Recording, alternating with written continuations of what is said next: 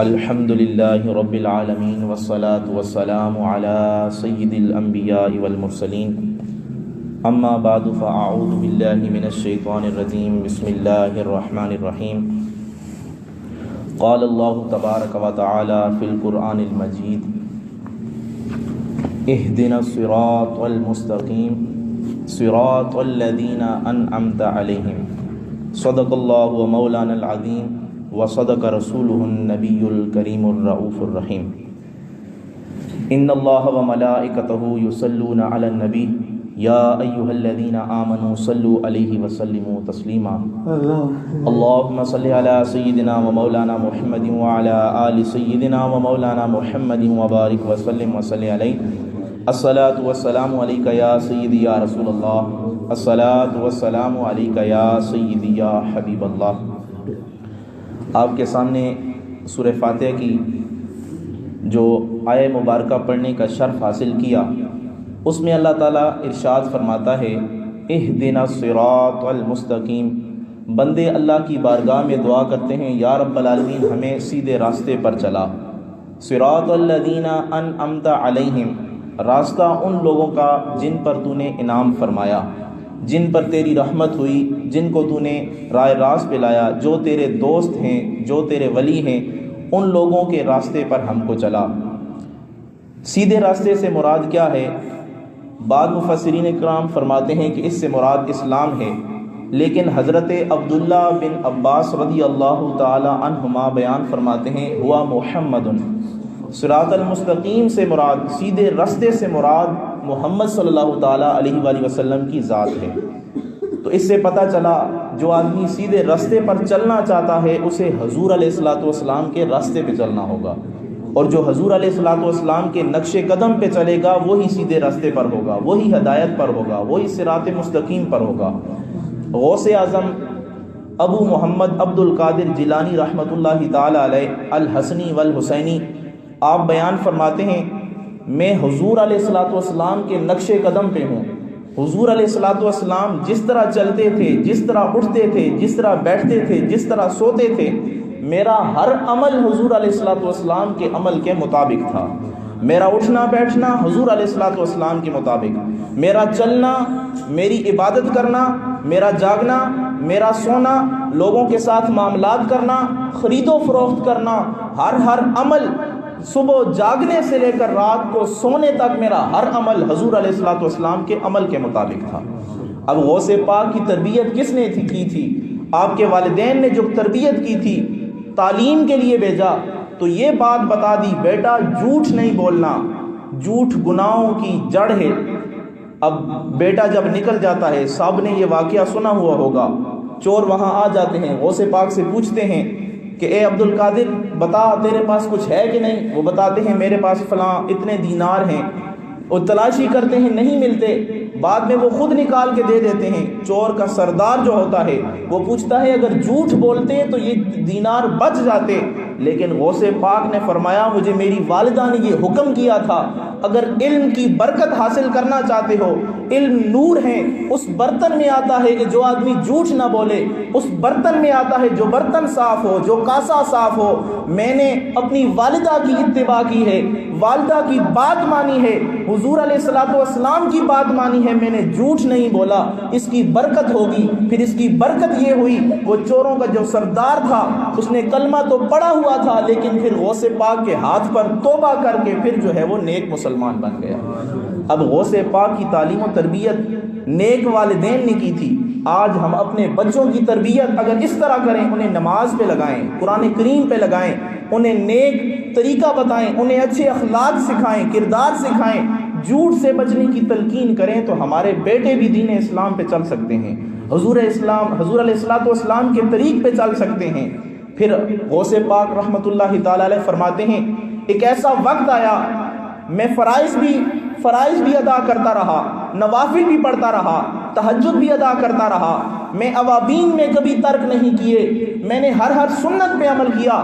پھر ایسا وقت آیا میں ایک جگہ پہ بیٹھا ہوا تھا، سامنے نورانی ایک مکھڑے والا شخص آیا، میں نے پوچھا اے نورانی مکھڑے والے تو کون ہے؟ انہوں نے کہا مجھے حکم فرمایا میں تیرا نبی ہوں، غوث پاک نے فرمایا میرے لیے کیا حکم ہے؟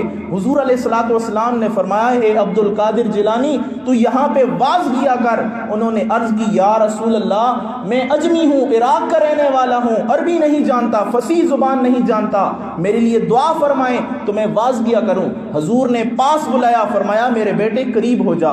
7 دفعہ حضور علیہ الصلوۃ والسلام نے لعب دان جو ہے وہ غوث پاک کے منہ میں ڈالا۔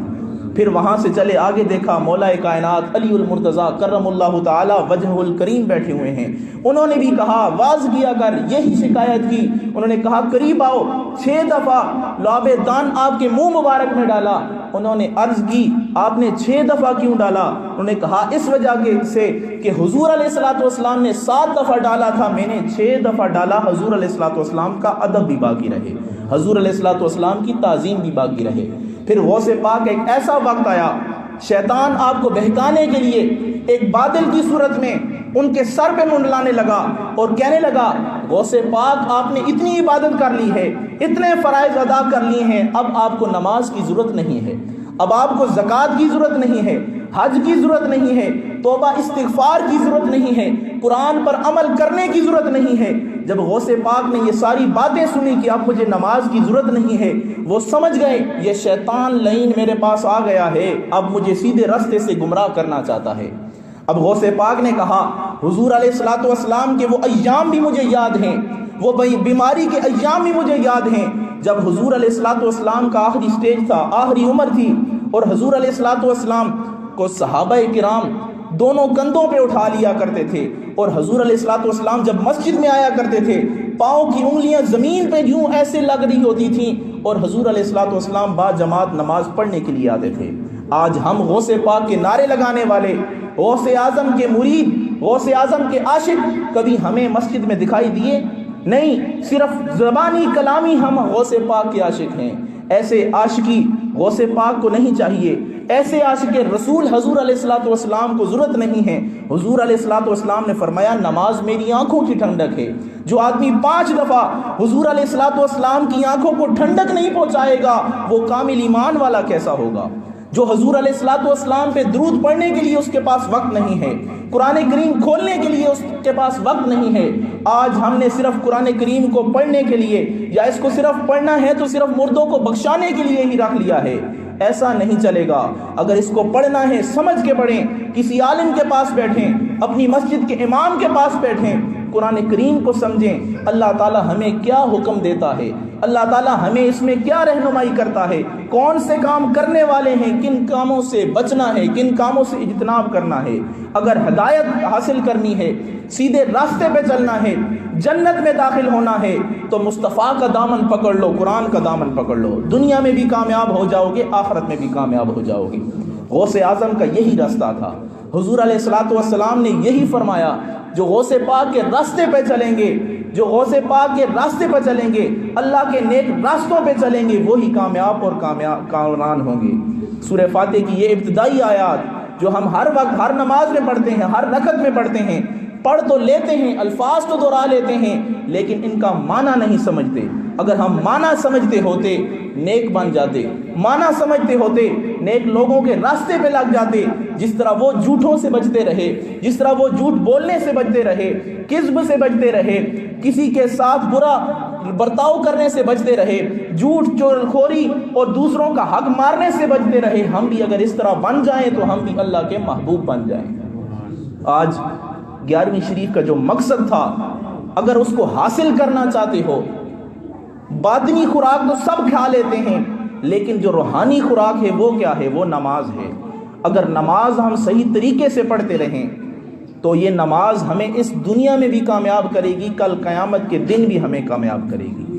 اللہ سے دعا ہے اللہ تعالی ہم سب کو قرآن کریم صحیح طرح پڑھنے کی توفیق عطا فرمائے، 5 وقت کی نماز با جماعت ادا کرنے کی توفیق عطا فرمائے، خود بھی نماز پڑھیں، اپنے بچوں کو بھی ساتھ مسجد میں لائیں، تاکہ جب آپ اس دنیا سے رخصت کر جائیں آپ کے بچے کی یہ عادت بنی ہوئی ہو کہ مسجد میں آنا ہے، وہ مسجد میں آ کے جب نماز پڑھے آخر میں دعا کرے نماز میں، ربی جعلنی مقیم الصلاۃ ومن ذریتی ربنا وتقبل دعا ربنا اغفر لی ولوالدی، یا رب العالمین میرے والدین کی بخشش فرما۔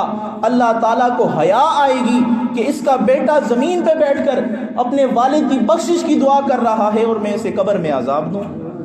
ہمیں چاہیے حضور علیہ الصلوۃ والسلام کے ان فرامین پر عمل کریں، اللہ تعالیٰ کے فرامین پر عمل کریں، حضور علیہ الصلوۃ والسلام نے جو ہمیں حکم دیا اس پر عمل کریں، جن چیزوں سے بچنے کا حکم دیا اس سے بچیں۔ اللہ سے دعا ہے اللہ تعالیٰ ہم سب کو نیک بننے کی توفیق عطا فرمائے، خیر کے کام کرنے کی توفیق عطا فرمائے، برے کام سے، برے دوستوں سے، بری محفلوں سے بچنے کی توفیق عطا فرمائے۔ آمین برحمتک یا ارحم الراحمین۔